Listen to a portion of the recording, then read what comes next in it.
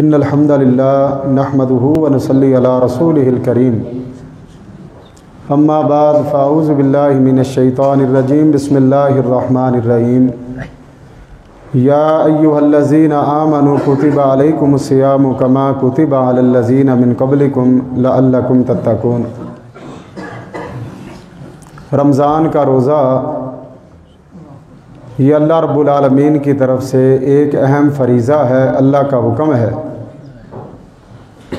اس لیے اس فریضے کو ادا کرتے ہوئے ایک بندہ مومن کو، مسلمان کو پریشان نہیں ہونا چاہیے۔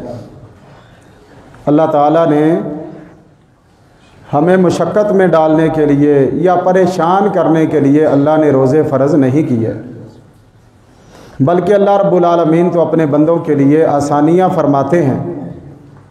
فرمایا کہ میں نے دین کو بھی تمہارے لیے آسان بنایا ہے، اور یہ روزہ فرمایا کہ اگر کوئی مسلمان بیمار ہے یا مسافر ہے، وہ روزے کو چھوڑ دے اپنا سفر پورا کرنے کے بعد یا شفا یاب ہونے کے بعد وہ اس گنتی کو پورا کر لے۔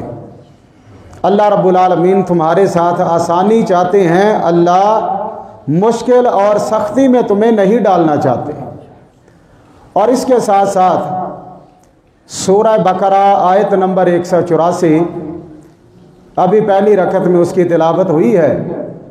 اللہ رب العالمین فرماتے ہیں کہ ایام معدودات،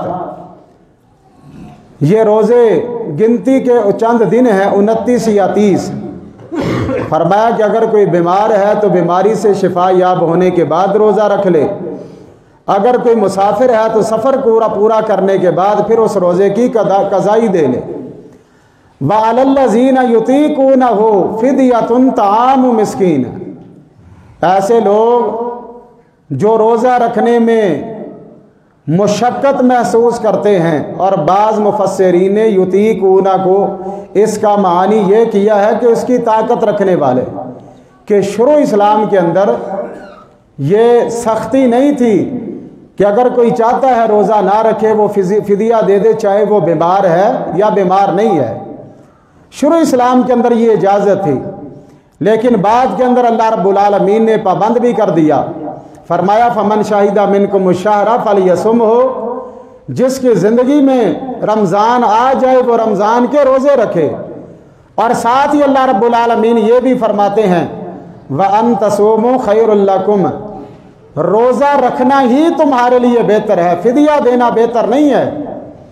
اگر کوئی مسلمان طاقت رکھتا ہے، روزہ نبھا سکتا ہے، تو روزے کو نبھانا، روزہ رکھنا فدیہ دینے کے مقابلے میں زیادہ بہتر ہے۔ ہاں، فدیے کی اجازت ایسے مسلمان کو ہے، ایسے بیمار کو ہے جو دائمی بیمار ہے یا اس قدر کمزوری کی حالت میں چلا گیا ہے کہ وہ روزے کو پورا نہیں کر سکتا۔ ایسی صورت میں اس مسلمان کو فدیے کی اجازت ہے، اور وہ فدیہ فرمایا طعام مسکین، ایک مسکین کا کھانا ہے، کہ ایک مسکین کو کھانا کھلانا ایک روزے کا فدیہ یہ ہے۔ یعنی صبح اس کا روزہ رکھوایا بھی جائے گا، اور شام کو اس مسکین کو روزہ افطار بھی کروایا جائے گا۔ یہ ہے ایک روزے کا فدیہ۔ آگے اللہ رب العالمین کیا فرماتے ہیں فَمَن تَطَوَّعَ خَيْرًا فَهُوَ خَيْرٌ لَهُ، اگر کوئی اپنی خوشی کے ساتھ زیادہ فدیہ ادا کرتا ہے تو زیادہ فدیہ ادا کرنا اس کے لیے بہت بہتر ہے۔ یعنی ایک مسکین کی بجائے 2 مسکینوں کو کھانا کھلا دیتا ہے، 2 کی بجائے وہ 3 مسکینوں کو کھانا کھلا دیتا ہے، تو جتنا وہ زیادہ فدیہ ادا کرے گا تو فرمایا کہ وہ اس کے لیے اتنا ہی زیادہ بہتر ہے۔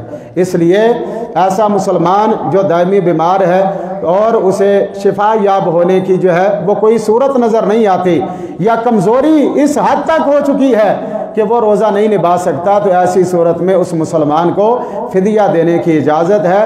وہ ایک مسکین کو کھانا کھلا دے، اگر وہ اس سے زیادہ کھلائے گا تو وہ زیادہ بہتر ہے، اور اگر کوئی نقدی کی صورت میں دینا چاہے تو کم از کم ایک روزے کا فدیہ جو ہے وہ 300 روپیہ ادا کرنا چاہیے، کیونکہ صبح کا کھانا بھی ہے اور شام کی افطاری بھی ہے، یعنی 2 وقت کا کھانا۔ تو کم از کم اس مہنگائی کے دور میں 300 روپیہ جو ہے ایک مسکین کے کھانے کا جو ہے وہ اسے ادا کرنا چاہیے، اور اگر کوئی کسی کو راشن کی صورت میں ادا کرنا چاہیے وہ راشن کی صورت میں بھی ادا کر سکتا ہے کہ وہ مسکین لوگ، وہ غریب لوگ جو ہیں اس راشن کے ساتھ صبح روزہ بھی رکھیں اور اپنی افطاریاں بھی کریں۔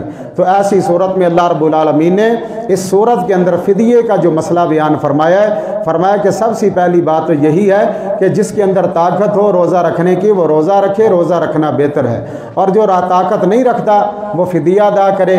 فدیہ ایک مسکین کا کھانا ہے، اگر کوئی ایک مسکین سے زیادہ کھانا کسی کو دے سکتا ہے، جتنا زیادہ دے گا وہ اس کے لیے اتنا ہی زیادہ بہتر ہے۔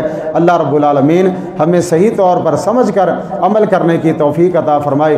اللہ ہمیں ریاکاری سے محفوظ فرمائے، اور اخلاص کے ساتھ اللہ رب العالمین ہمیں ہر چھوٹا بڑا عمل اپنی بارگاہ میں جو ہے وہ پیش کرنے کی توفیق عطا فرمائے۔